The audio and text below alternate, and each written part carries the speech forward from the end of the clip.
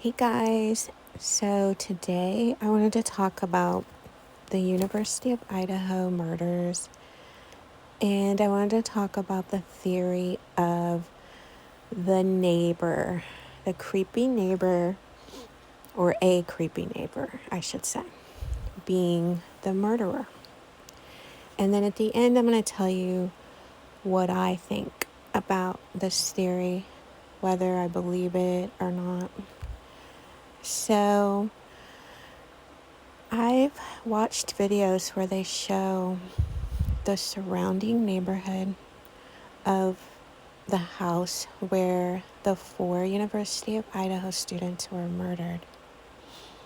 And in close proximity to their house, there's an apartment complex, and there's a lot of other houses too. So I've heard that these houses and these apartments are filled with other students. So, over the course of me watching these videos on these murders, there's one neighbor that keeps popping up in all these interviews, almost to the point where you're like, are there no other neighbors willing to talk to the media? Or are they just not wanting to be in the spotlight like this particular neighbor? So, from what I've heard, there is a neighbor who walks his dog frequently, and he said in one of his interviews that he sees people like in the windows often, like they're having parties and stuff. So that struck me as, first of all, like if you're really looking in their windows kind of, even from afar, most people would know, I shouldn't say this in an interview because it's going to sound really bad, especially after 4 people got murdered. So I don't know if he's just, how some people have no filter and they just say whatever's on their mind. They don't care what it sounds like, but it sounds kind of bad that when you walk your dog, you are looking at the house close enough to see people in the windows, and that you're always available for an interview. So whenever I was looking into several other cases, sometimes the murderer will want to be a part of the investigation, and they want to talk to the police. So there was a case where 2 sisters went missing from a mall, and a man came forward and said he saw the 2 girls talking to an older man with glasses. Well, it turns out that witness was actually the murderer, and they found out years later. But he, for some reason, I think a lot of times the murderer wants to see if the police are onto them, so they present themselves as a witness, or they insert themselves into the investigation, with interviews with the media, etc. So I saw it in that case, and I also saw it in the case of the missing girl from the 80s, where the guy that is now in jail for it had sent a letter to the police of all the people he thought might have killed her, and it ended up he did it.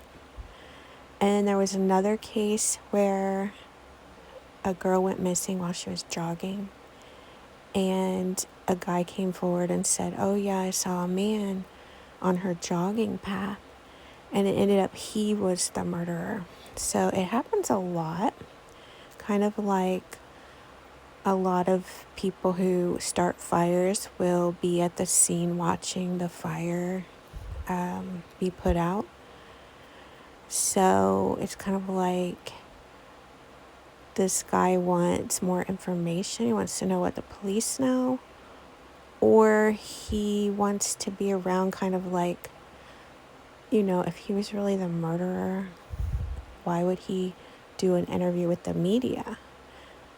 Like, that's his thinking. Oh, a murderer would never, talk to the media. So, I don't know. And then his actions that morning. In one interview, they asked him what he did the day he found out about the murders. And he was like, oh, I went to bed early that night. And in the morning, I did normal morning stuff. And then I noticed about the murders, and then he was going into detail about that. But his normal morning stuff didn't have detail. And he went to bed early. Like, she didn't ask you what you were doing the night before. But it's like he wanted to say what he was doing the night before because he didn't want her to think he was the murderer. So what he would have done probably is, since he's out at night anyways, very comfortable in the dark, he would have seen them come home because he lives right next door.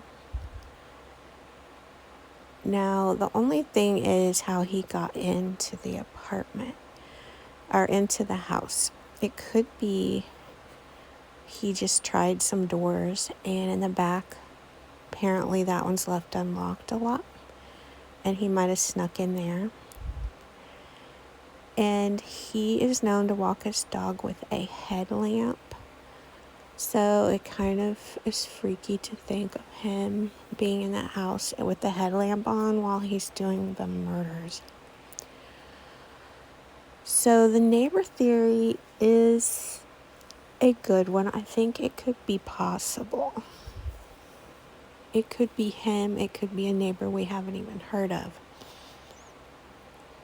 Because anybody could have been watching these girls because of the close proximity of these houses and apartments.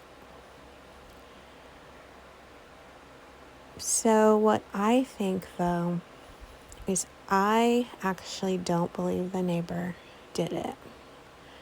I kind of just think he doesn't get a lot of attention because he's kind of a loner and he's kind of a little nerd, And I think he just likes the attention because nothing like that's ever happened, near him before.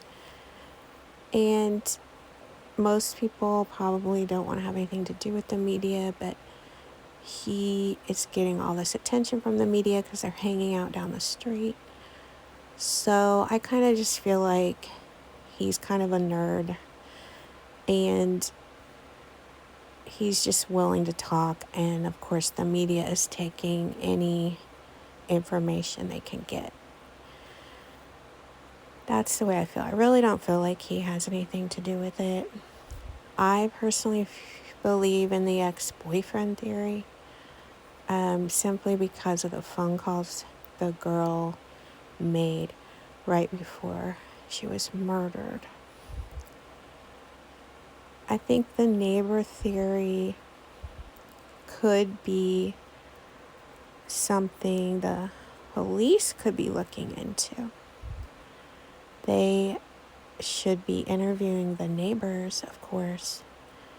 And after this guy's been on the news many times, I think he should be someone that the police want to talk to. And I've saw where he has responded on social media saying, he doesn't have anything to do with it. See, I think he's even enjoying that. Like, I think he enjoys that people think he did it. And he really just didn't think it through. Maybe he's very young, but I just think I wouldn't want to be putting myself in the murder investigation because, of course, or anything about the murders, because there's also been those cases where a person that talks to the media gets murdered, and that's creepy.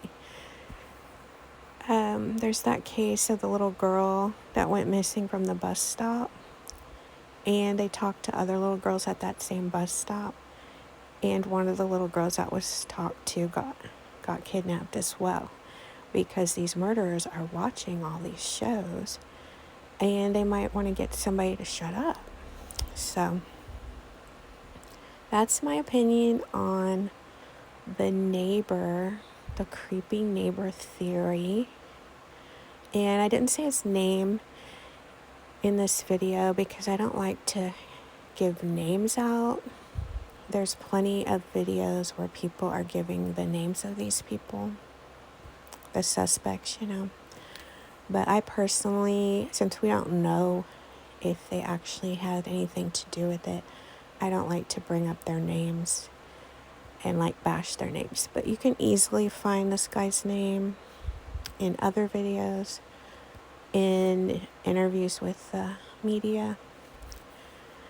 And so I just wanted to give you my idea of the neighbor murderer theory and what I think of it.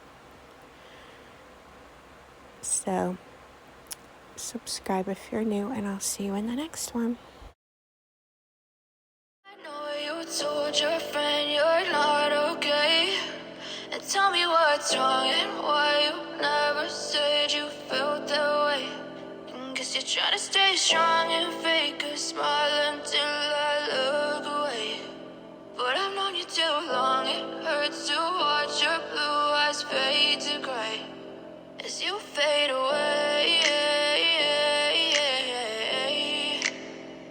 as you fade away.